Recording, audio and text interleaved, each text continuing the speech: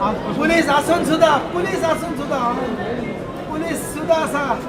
आज तुम्ही S P नरंडम जिल्ह्याची एस पी माहिती म्हणा काही खबर आहे माझे खबर असा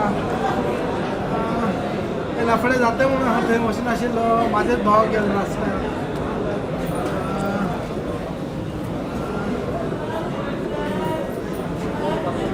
रे बाबा खंयची कमिटी कोण गव्हर्मेंट दूध करिना रे बाबा